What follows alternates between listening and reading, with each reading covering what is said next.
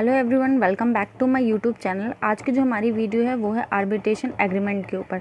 तो time waste ना करते हुए हम टॉपिक स्टार्ट करते हैं। अब आर्बिट्रेशन एग्रीमेंट किस में डिफाइन हुआ है? सेक्शन 7 में आर्बिट्रेशन एग्रीमेंट को हमने डिफाइन करा है। आर्बिट्रेशन एग्रीमेंट है क्या? जब दो पार्टीज़ आपस में ये डिसाइड करते हैं कि अगर कोई फ्यूचर में डिस्प्यूट हुआ या फिर जो डिस्प्यूट हो चुका है उसको सॉल्व वो आर्बिट्रेशन के प्रोसेस से करेंगे। आर्बिट्रेशन आपको याद है, मैंने पार्ट 1 में पढ़ाया होगा। बेसिकली ऑल्टरनेटिव डिस्प्यूट रिजोल्यूशन का एक फॉर्म है, कोर्ट से बाहर सुलझाने का एक फॉर्म है।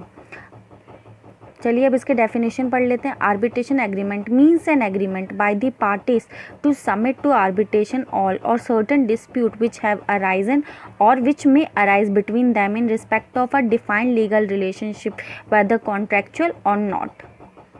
अब चलो इसका एक एग्जाम्पल ले लेते हैं। सपोज करो ए है, बी है, ए पार्टी बी पार्टी। अब उनके बीच में एक एग्रीमेंट हुआ है, उस एग्रीमेंट में एक क्लॉज दे रखा है उन्होंने, आर्बिट्रेशन क्लॉज।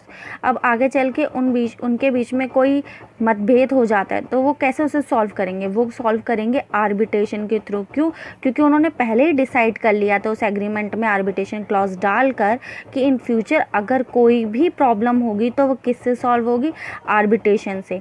तो अब ये किस चीज़ से सॉल्व करेंगे अपनी ये प्रॉब्लम? आर्बिट्रेशन से। अब इसके फीचर्स पढ़ लेते हैं। Essential features of an arbitration agreement.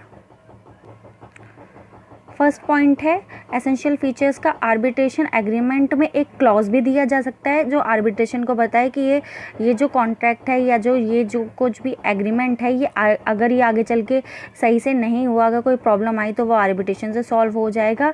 नहीं तो उसका आर्बिट्रेशन क्लॉज का अलग से एक सेपरेट एग्रीमेंट भी बनवा सकते हैं। An arbitration agreement may be in the form of an arbitration clause in a contract or in the form of a separate agreement. Second, arbitration agreement must be in writing. Arbitration agreement को writing में होना चाहिए। अब वो writing कैसे हो सकती है? चाहे तो वो exchange of letter, telex, telegram, मतलब किसी भी मीन्स ऑफ कम्युनिकेशन, किसी भी तरीके से लेटर, जो भी हो लिखा हुआ, बस वो एक प्रूफ होना चाहिए, एक रिकॉर्ड होना चाहिए कि उनके बीच में कभी कोई ऐसा एग्रीमेंट हुआ था। Fourth, it must have all essential elements of valid agreement. उसके अंदर वो सारे एसेंशियल एलिमेंट्स होने चाहिए जो एक वैलिड एग्रीमेंट के अंदर होते हैं। मतलब कोई भी अनसाउंड माइंड नहीं होना चाहिए, उसका दोनों पार्टीज़ का कंसेंट होना चाहिए। ये सारी चीज़ें, जितने भी वैलिड एग्रीमेंट के पॉइंट्स हैं, ये तो हो गए हमारे essential features of an arbitration agreement. अब हम पढ़ लेते हैं कि कितने टाइप्स के होते हैं, काइंड्स क्या है आर्बिट्रेशन एग्रीमेंट के। दो टाइप्स हैं, arbitration clause, submission agreement. Arbitration clause क्या?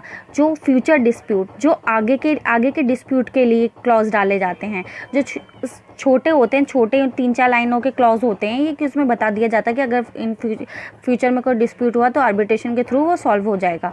Provided clause in the main contract, जो उनका मेन कॉन्ट्रैक्ट होता है वो उसी में एक छोटा सा क्लॉज डाल देते हैं, arbitration clause. Submission agreement, dispute which have already arisen, उनका पहले से ही कोई डिस्प्यूट हो रखा है। Detail specific setting out the exact dispute, उस डिस्प्यूट को सॉल्व करने के लिए दोनों पार्टीज आपस में बैठती हैं कि वो आर्बिट्रेशन का प्रोसेस लेंगी आफ्टर डिस्प्यूट अराइजन। अब इन दोनों में डिफरेंस क्या है? ये फ्यूचर के डिस्प्यूट के लिए डाला जाता है सबमिशन एग्रीमेंट, जो डिस्प्यूट ऑलरेडी अराइज हो चुका है। तो ये 2 टाइप्स के होते हैं। यहीं पर होती है हमारी ये पार्ट 2 क्लोज। तो अगर आप लोगों को मेरी ये वीडियो पसंद आई है तो प्लीज़ लाइक करें, शेयर करें, सब्सक्राइब करें। और अगर आपको कोई डाउट है, क्योंकि लॉकडाउन का टाइम है, और अगर आपको किसी चीज़ के नोट्स चाहिए तो आप प्लीज़ मुझे मेल करके बताइए और कमेंट बॉक्स में लिखकर बताइए। अगर आपको किसी भी टॉपिक पे अगर डाउट है तो मैं ज़रूर उस पर वीडियो बनाऊँगी। Thank you.